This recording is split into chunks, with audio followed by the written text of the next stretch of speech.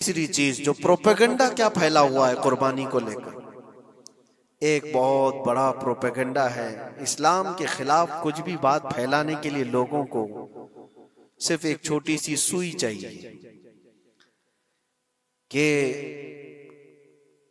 ان کا ایک پھیلایا ہوا یہ پروپیگنڈا کہ لاکھوں ہزاروں اینیملز اس میں کاٹ دیے جاتے ہیں، ذبح کر دیے جاتے ہیں، خون بہایا جاتا ہے، اس کا حاصل کیا ہوتا ہے؟ جیوت چیزوں کو مار دیا جاتا ہے۔ میرے عزیزوں، لوگ یہ باتیں تو صرف اور صرف اسلام کے خلاف کرنے کے لیے پھیلاتے ہیں۔ قربانی کے متعلق جیسے کہ لوگوں کے دل و دماغ میں ایک کانسیپٹ اور پھر پھیلایا ہوا ایک کانسیپٹ اور اسلامی کانسیپٹ، تینوں میں کیا چیزوں کا فرق ہے؟ اسلام کون سی قربانی چاہتا ہے؟ لوگوں نے کیا پروپیگنڈا پھیلایا ہے اور عوام کے ذہن میں کیا بیٹھا ہوا ہے؟ تینوں کو ہم تھوڑا سرسری نظر سے دیکھتے ہیں۔ سب سے پہلی چیز تو یہ ہے، اسلام جس قربانی کی بات کر رہا ہے، قرآن میں اللہ فرماتا ہے لَن يَنَالَ اللَّهَ لُحُومُهَا وَلَا دِمَاؤُهَا، نہ تمہارا گوشت نہ تمہارا بہایا ہوا خون اللہ تک پہنچتا ہے، وَلَكِنْ يَنَالُهُ التَّقْوَى مِنْكُمْ، بلکہ اس کے پیچھے جو تمہارا تقوی ہے وہ اللہ تک پہنچتا ہے۔ تمہاری نیت دیکھی جا رہی ہے، تمہارا اخلاص دیکھا جا رہا ہے۔ اسی لیے کہا گیا ہے کوئی گوشت کھانے کی نیت سے قربانی کرتا ہے تو اس کی قربانی ہوگی ہی نہیں۔ گوشت کی نیت سے اگر کسی نے قربانی کیا اس کی قربانی نہیں، یا پھر اگر ذبح کرنے کے بعد بیچنے کی نیت کیا گوشت میں سے کچھ حصہ، وہ تجارت کی نیت کیا ہوا ہے، تب بھی اس کی قربانی نہیں ہے۔ قربانی صرف وہ ہے جو خالص اللہ کی رضا کے لیے کرے، جو اللہ تعالیٰ نے حکم فرمایا مجھے اور اللہ کریم کے حکم پر عمل پیرا ہوتے ہوئے میں قربانی کر رہا ہوں، یہ اس نیت کے ساتھ جس نے قربانی کیا اس کی قربانی قبول ہے۔ یہ اسلام چاہتا ہے آپ کی قربانی۔ اور لوگوں کے دل و دماغ میں جو اکثر بیٹھا ہوا ہے وہ یہ ہے کہ موسم آ رہا ہے، سب کر رہے ہیں تو ہم کو بھی کرنا چاہیے، اور کچھ لوگ فیشن کے طور پر، کچھ لوگ بچوں کی ضد پر قربانی کر گئے۔ یہ لوگوں کے ذہن و دماغ میں بیٹھا ہوا ہے۔ نہیں میرے عزیزوں، جو مالک نصاب ہے اس پر قربانی واجب ہے، یہاں تک کہ اللہ کے نبی صلی اللہ علیہ وسلم نے ارشاد فرمایا استطاعت ہونے کے بعد، مالک نصاب ہونے کے بعد جس نے قربانی نہیں کیا، حضور فرماتے ہیں وہ ہماری عیدگاہ کے قریب بھی نہ آئے۔ حضور اکرم صلی اللہ علیہ وسلم فرماتے ہیں وہ ہماری عیدگاہ کے قریب نہ آئے۔ اس کے لیے دنیا میں یہ وعید ہے تو آخرت میں اس کا عذاب اور ہے۔ تیسری چیز جو پروپیگنڈا کیا پھیلا ہوا ہے قربانی کو لے کر، ایک بہت بڑا پروپیگنڈا ہے اسلام کے خلاف کچھ بھی بات پھیلانے کے لیے لوگوں کو صرف ایک چھوٹی سی سوئی چاہیے کہ ان کا ایک پھیلایا ہوا یہ پروپیگنڈا کہ لاکھوں ہزاروں اینیملز اس میں کاٹ دیے جاتے ہیں، ذبح کر دیے جاتے ہیں، خون بہایا جاتا ہے، اس کا حاصل کیا ہوتا ہے؟ جیوت چیزوں کو مار دیا جاتا ہے۔ میرے عزیزوں، لوگ یہ باتیں تو صرف اور صرف اسلام کے خلاف کرنے کے لیے پھیلاتے ہیں، جبکہ میں آپ کو بتاؤں دنیا کے تقریباً مذاہب میں قربانی کا کانسیپٹ موجود ہے۔ اکثر دینوں میں وہ الگ الگ انداز ہے، کہیں بلی چڑھانا ہو گیا ہے، کہیں دیوتا کو کچھ پیش کرنا ہو گیا ہے۔ قربانی کا کئی جگہوں پر یہ کانسیپٹ موجود ہے، لیکن کوئی اپنے گریبان میں جھانکتا تھوڑی نہ، دوسرے کے گھر میں جھانکنے کی عادت زیادہ ہوتی ہے۔ اسلام کی قربانی لوگوں کو نظر آتی ہے کہ مسلمان جتنا پریکٹیکل ہے اپنے دین پر، دنیا میں کوئی بھی اپنے دین پر اتنا پریکٹیکل نہیں ہے۔ کوئی بھی اپنے دین پر اس طرح پابندی سے عمل کرنے والا ملتا نہیں۔ جلن اسی بات کی تو ہے کہ کوئی پوسٹر نہیں لگاتے، کوئی اعلان نہیں کرتے، اور جمعہ میں پوری صفیں ان کی بھری نظر آتی۔ کون تمہیں پرچار کر کے جمعہ میں بلاتا ہے؟ وہ خالق کائنات کی طرف سے تمہارا جو لگاؤ ہے وہ جو تمہیں کھینچ کر گھروں سے مسجدوں میں لاتا ہے۔ فتنوں کا دور ہے، اس کے باوجود جمعہ میں کوئی بھی مسجد ایسی نہیں ہوگی جو خالی پڑی ہوئی۔ مسلمان آج کے دور میں بھی اپنے دین پر عمل پیرا ہے، اور یہ تکلیف کا سبب بن جاتا ہے دوسروں کے لیے۔ اسی طرح قربانی کے ایام آتے ہیں تو کچھ ماڈرن خیالات والوں کو لا کر کے ہمارے درمیان پیش کیا جاتا ہے۔ وہ ایسی میٹھی میٹھی باتوں کے ذریعے سے تمہیں لبھانے کی کوشش کریں، اتنے پیسے خرچہ کرنے کے 40,000 کا 50,000 کا بکرا لینے سے بہتر ہے کسی غریب کو مدد کر دیا جائے، کسی کا گھر بنا دیا جائے، کسی کا راشن پہنچا دیا جائے۔ میاں وہ سال بھر ہم کرتے ہیں الحمدللہ، قربانی کے دنوں میں ہی کیوں؟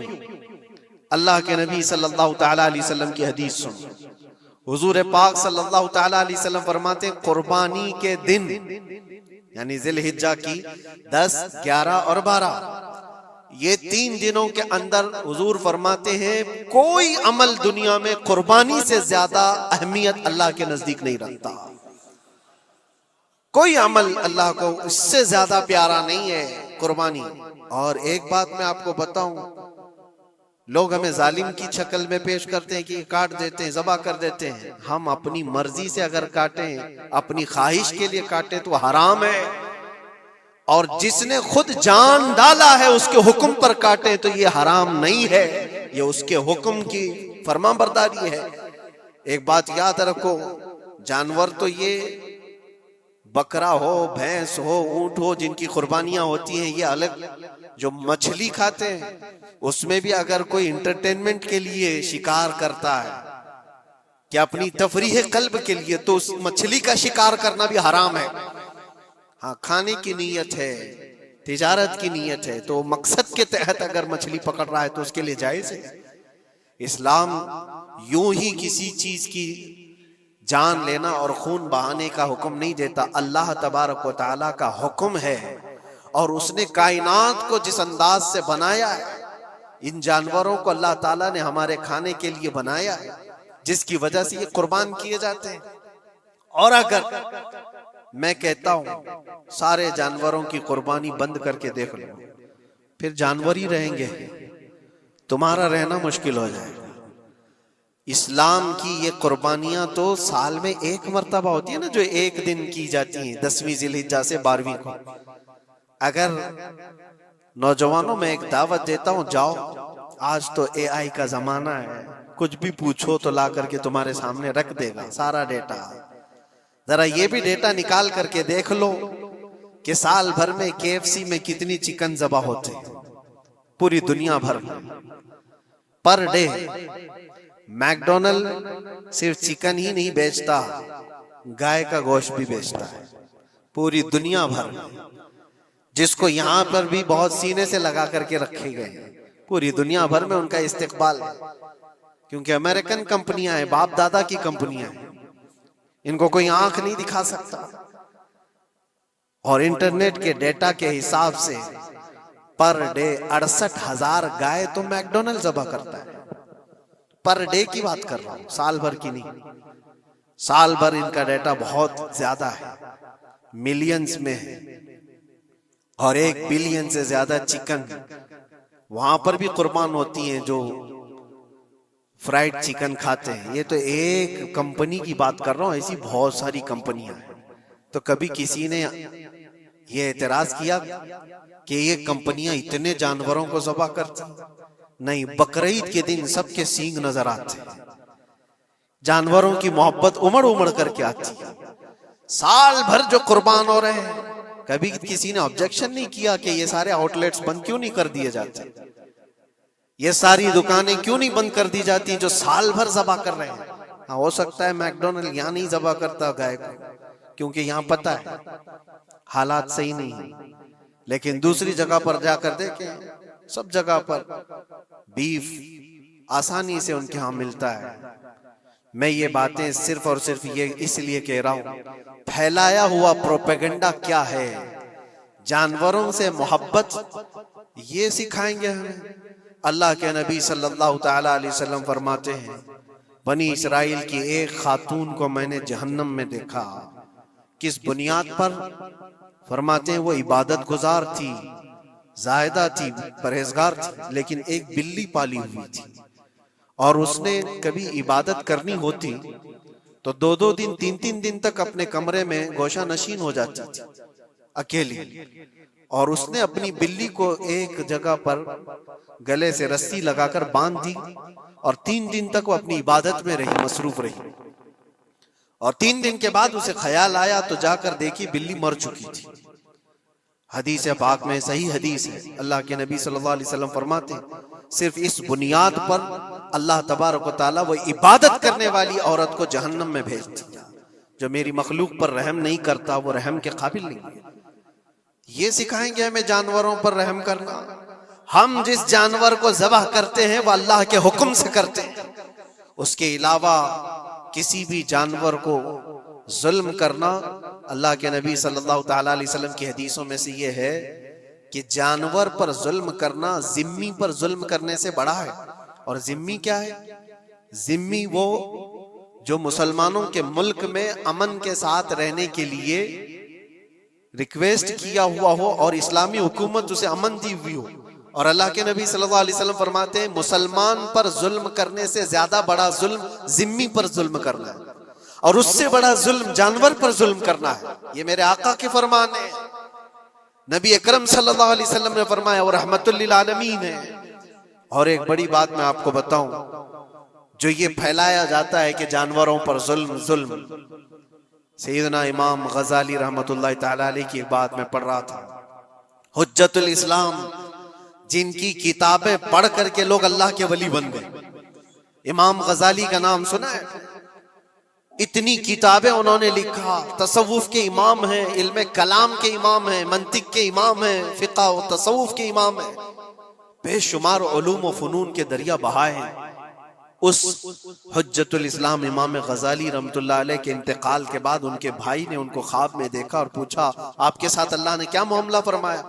امام غزالی فرماتے اللہ نے مجھے بخش دیا، میری لکھی ہوئی کتابیں، میری عبادتیں، ہزاروں کو جو میں نے پڑھایا وہ شاگرد، یہ ساری چیزوں کی وجہ سے نہیں، بس ایک کام کی وجہ سے. پوچھا وہ کون سا کام؟ کہا ایک بار میں کتاب لکھ رہا تھا اور سیاہی میں قلم ڈبو کر کے لکھا جاتا تھا، اور سیاہی جو بنتی تھی وہ پھلوں کے رس سے نکال کر کے، اور لکڑی کا قلم اس میں ڈبو کر کے لکھا جاتا تھا. تو میں لکھ رہا تھا کہ ایک مکھی آ کر سیاہی پر بیٹھ گئی. میں اپنا قلم روک لیا کہ ہو سکتا ہے وہ پیاسی ہو، پی کر چلی جائے. کافی دیر تک وہ مکھی اس سیاہی پر بیٹھی رہی، اور پی کر کے جب وہ اڑ گئی تو پھر میں اپنا قلم چلاتا رہا. یہ بات تو زندگی میں آئی اور گئی، میں نے تو اس کو چھوٹا سمجھا تھا، لیکن میری موت کے بعد رب تبارک و تعالیٰ نے مجھے اٹھا کر فرمایا جس نے میری چھوٹی مخلوق پر رحم کیا، بس اس نیکی کی بنیاد پر میں تجھے جنت عطا کرتا ہوں. ایک جانور پر رحم کرنے کی بنیاد پر، ایک جانور پر رحم کرنے کی بنیاد پر. اور حدیث پاک میں، صحیح حدیث پاک میں یہ بھی ہے، ایک طوائف تھی جس نے مرتے ہوئے کتے کو بچایا تھا پانی پلا کر، اور اس بنیاد پر اس کی بخشش ہو گئی. طوائف تھی اور رحم کیا جانور پر تو اس کی بخشش ہو گئی. میں اسلام کی وہ چیزیں تمہیں بتا رہا ہوں جو دنیا تمہارے سامنے یہ چیزیں لانے سے عاجز ہے اور قاصر ہے. یہاں تک کہ اللہ کے نبی صلی اللہ تعالیٰ علیہ وسلم نے فرمایا جانور پر اگر تم نے ظلم کیا ہے تو جس طرح سے ظلم کرو گے قیامت کے دن یہ اپنے سینگوں کے ساتھ، اپنے کھروں کے ساتھ اٹھے گا، اور اسی طرح سے اس کا بدلہ بھی دلایا جائے گا. وہ تمہیں مارے گا قیامت کے دن اور بدلہ لے گا. یہ بھی حدیث پاک میں ہے. جانور پر ہمیں اس کے چہرے پر مارنے کا حکم نہیں ہے، اس کو اس کی طاقت سے زیادہ بوجھ ڈالنے کا حکم نہیں ہے. اللہ کے نبی صلی اللہ تعالیٰ علیہ وسلم کے پاس ایک صحابی آئے، اونٹ پالتے تھے. کہا ایک اونٹ بہت سرکش ہو گیا ہے، اور جب اونٹ سرکش ہو جاتا ہے نا کسی کی کھوپڑی کھینچ لیتا ہے. ہاں وہ اسی وقت سر کو پکڑ لیا تو آدمی وہیں ختم ہو جائے. وہ کسی کے قابو میں نہیں آ رہا تھا، حضور کے پاس آئے. رسول پاک صلی اللہ علیہ وسلم نے فرمایا چلو میں چلتا ہوں دیکھتا ہوں. صحابہ کہتے ہیں حضور جب چلنے لگے تو ہمیں خوف ہوا، ڈر ہوا کہ یہ اونٹ بدک گیا ہے، سرکش ہے، کہیں کچھ نقصان نہ پہنچا ہے. اور تنہا میرے مصطفیٰ صلی اللہ علیہ وسلم آگے بڑھتے چلے گئے. صحابہ کہتے ہیں ہمیں ڈر لگ رہا تھا، لیکن میرے عزیزوں وہ رحمت للعالمین ہے. سب کی رحمت بن کر آئے. نبی پاک صلی اللہ تعالی علیہ وسلم جب قریب گئے تو اونٹ کوئی سرکشی نہیں کیا, کچھ نہیں. حضور پاک صلی اللہ تعالی علیہ وسلم کے چہرے کے پاس اپنا منہ کرتا ہے اور اپنی زبان کو چپڑ چپڑ چپڑ کرتے ہوئے اپنی زبان ہلا رہا ہے, اور حضور پاک صلی اللہ تعالی علیہ وسلم ایسے سنتے جا رہے ہیں جیسے کسی دانشور کی بات سن رہے ہیں. پھر نبی پاک صلی اللہ علیہ وسلم اونٹ کے مالک کی طرف متوجہ ہوئے اور کہا, یہ اونٹ تیری شکایت کر رہا ہے, یہ اونٹ تیری شکایت کر رہا ہے. یہ سرکش اس لیے ہوا کہ تو اس کی طاقت سے زیادہ بوجھ اس پر ڈالتا ہے اور کھانا اس کو کم دیا کرتا ہے. کیا یہ بات صحیح ہے؟ وہ جو بدو تھے, جو اونٹ کے مالک تھے, انہوں نے چہرہ جھکا لیا اور کہا, وعدہ کرتا ہوں حضور پاک صلی اللہ علیہ وسلم سے کہ اس سے زیادہ, اس کی طاقت سے زیادہ بوجھ نہیں ڈالوں گا, اور اس کا چارہ, اس کے کھانے کا انتظام روزانہ کیا کروں گا. نبی پاک صلی اللہ علیہ وسلم نے اس اونٹ کی رسی پکڑی اور مالک کو دے دیا. پھر وہ اونٹ اسی طرح تابعدار ہو کر نکل پڑا. یہ اسلام میں میرے آقا صلی اللہ تعالی علیہ وسلم کا عدل تو دیکھو, ان کی طاقت سے زیادہ کا بوجھ ڈالنے کا حکم نہیں ہے. اور دنیا یہ پروپیگنڈا پھیلائی ہوئی ہے کہ یہاں جانوروں کو کاٹا جاتا ہے. جو ذبح کرنے کا حکم ہے وہ اللہ کے حکم سے. میرے رب تبارک و تعالیٰ نے خود جان ڈالی, ہماری جان کا بھی وہی مالک ہے, جانوروں کے جان کا بھی وہی مالک. اگر اللہ کا حکم نہ ہوتا تو ہمیں چونٹی مارنے کی بھی اجازت نہیں. اللہ کا حکم نہ ہوتا تو ہمیں کسی کو بھی قربانی کرنے کی اجازت نہیں ہوتی. یہ رب تبارک و تعالیٰ کا حکم ہے. تو ظاہر سی بات ہے ہم اللہ کے بندے ہیں. رب تبارک و تعالیٰ جانوروں کی قربانی کا حکم دیا, اس لیے ہر سال بقرعید میں مسلمان قربانی کرتے ہیں. اگر اللہ چاہے تو اپنے بیٹوں کی قربانی کا بھی حکم دے دے, اور دیا ہے رب تعالیٰ نے.